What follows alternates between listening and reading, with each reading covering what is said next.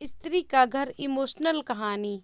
तुम्हें कितनी बार बताया है मेरे तैयार होने से पहले मेरा नाश्ता तैयार हो जाना चाहिए।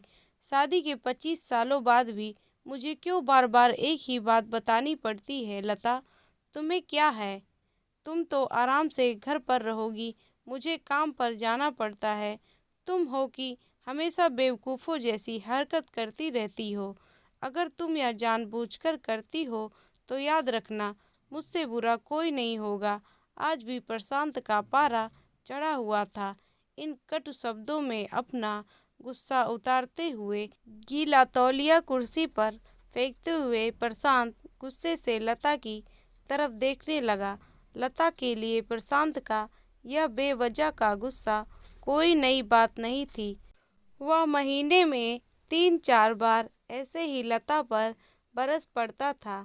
पहले लता उसका विरोध किया करती थी, लेकिन जब कई सालों तक प्रशांत में कोई बदलाव नहीं दिखा तो लता ने खुद को ही बदल लिया। अब प्रशांत के कुछ भी कहने से लता को कोई फर्क नहीं पड़ता था।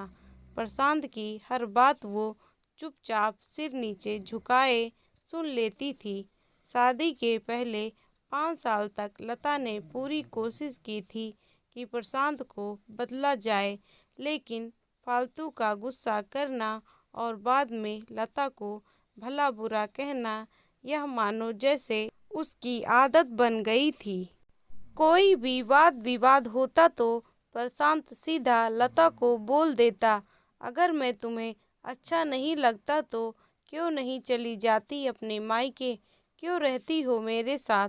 इतना सब कुछ होने के बावजूद लता प्रशांत के साथ रहती थी, क्योंकि उसे अपनी बेटी की फिक्र थी। और वह जाती भी तो कहाँ, अपने बूढ़े हो चुके माँ बाप को इस उम्र में परेशान करना वह नहीं चाहती थी। समाज और लोग क्या कहेंगे, यह भी तो उसे देखना था। वह इतनी पढ़ी लिखी भी तो नहीं थी कि खुद जाकर कोई नौकरी कर सके और अपनी बेटी का पालन पोषण कर सके। लता को अब अपनी फिक्र नहीं थी। उसको फिक्र थी तो बस अपनी शादी लायक हो रही बेटी की। लता नहीं चाहती थी कि पति के झगड़े की वजह से काव्या डिस्टर्ब हो। काव्या की पढ़ाई पूरी हो चुकी थी, उसके लिए अब शादी के रिश्ते आने लगे थे। कई रिश्तों को काव्या ठुकरा चुकी थी। 2-3 महीने बाद एक अच्छा रिश्ता आया। रिश्तेदारों और पहचान के लोगों ने भी लड़के के बहुत गुणगान किए थे। प्रशांत एक शाम अपनी बेटी के पास बैठकर उसे बताने लगा, काव्या बहुत अच्छा लड़का है, पढ़ा लिखा है, बड़ा घर है, बहुत अच्छी नौकरी है। ऐसे रिश्ते बार बार नहीं आते बेटा, इस बार मना मत करना।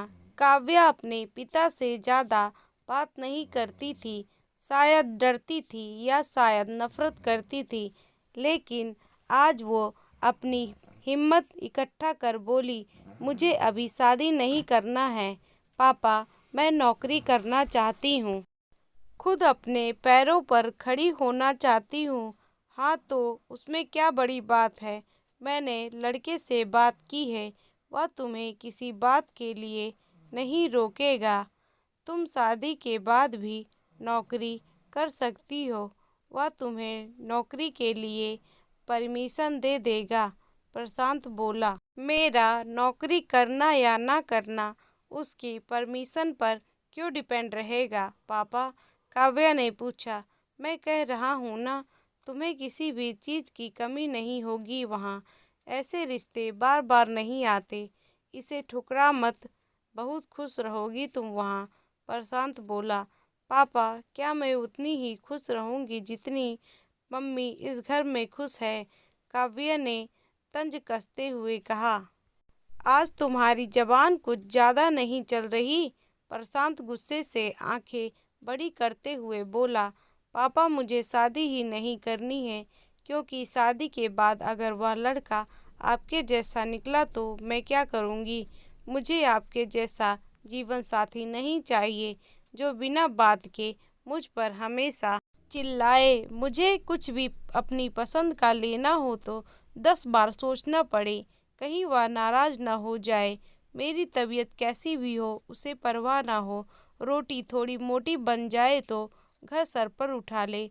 उसकी चेक बुक न मिले तो भी मेरा ही दोष निकाले और हर छोटी मोटी बात पर मुझे मायके जाने के लिए कहे। काव्या ने अपना दिल खाली करते हुए पापा से सब बात कह दिया। प्रशांत का गुस्सा सातवें आसमान पर था, लेकिन उसके मुंह से एक भी शब्द नहीं फूट रहा था। वो काव्या की बातें सुन रहा था। काव्या उतना ही बोलकर चुप नहीं हुई। आज पहली बार वह अपने पापा के सामने इतना कुछ बोल रही थी। पापा, अपने माँ के साथ हमेशा गलत व्यवहार किया है। आप अपने ऑफिस का गुस्सा बिना सोचे समझे माँ पर उतार देते हैं। कभी इस बात की परवाह भी नहीं करते कि उन्हें कैसा लगता होगा। आपकी बातें सुन सुन माँ ने अपना स्वाभिमान खो दिया।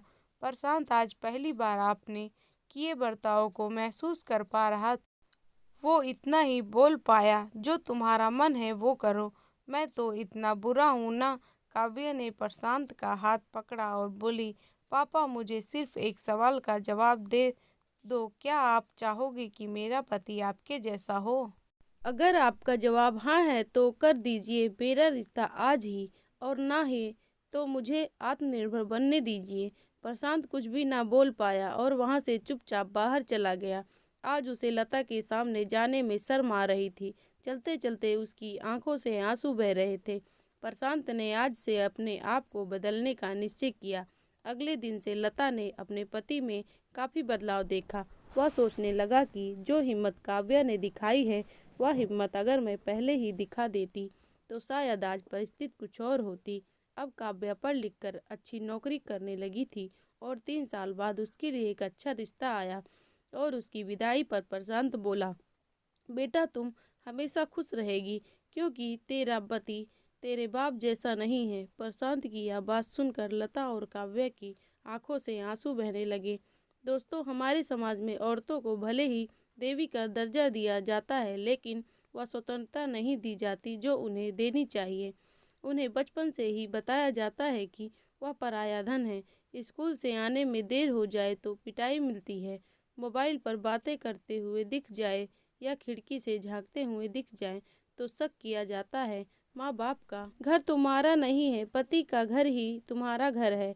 जीवन भर यह बातें बताकर उन्हें ससुराल भेज दिया जाता है और एक दिन किसी छोटे मोटे झगड़े में ससुराल वालों से उन्हें सुनना पड़ता है कि इस घर को छोड़ दो और मायके चली जाओ। अब आप ही बताओ दोस्तों, ऐसी स्त्रियों का सच्चा घर कौन सा? आखिरकार किस घर को अपना कहें? तो दोस्तों, अगर हमारी कहानी पसंद आई हो तो चैनल को सब्सक्राइब और लाइक करना ना भूलें और कमेंट में अपनी राय जरूर दें। जय हिंद, जय भारत।